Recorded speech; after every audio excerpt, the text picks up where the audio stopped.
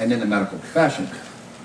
And they explained to me, they said, you have to understand that from birth through about 24, physically and mentally, we're in a developmental stage.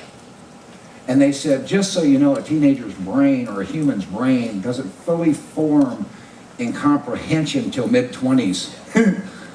Well, fuck, that was good to know.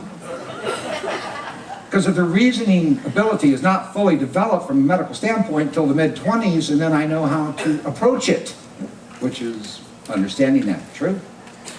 Teenagers also, what's another hard thing about being a teenager? Hormones.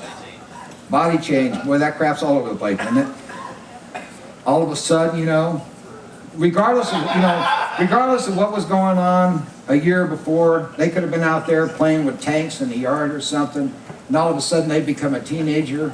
And so this poor boy that was out there just about a year ago playing with tanks and mud in the yard, all of a sudden a girl walks by and it's like, squirrel! The hormones are in full kick. They're just in full kick at this point. So they're running amok. He was just a kid 12 months ago. The hormones are running amok. His reasoning skills aren't fully developed yet. And there's all this stuff going on. What's another thing that happens to people when they're teenagers? How many elementary schools are in your town? In most people's town? You usually have quite a few elementary schools. Did you notice something when they get to junior high or middle school, they kind of scope that down? They kind of scope it down a little bit. So you go from this relatively small environment to a little bigger environment.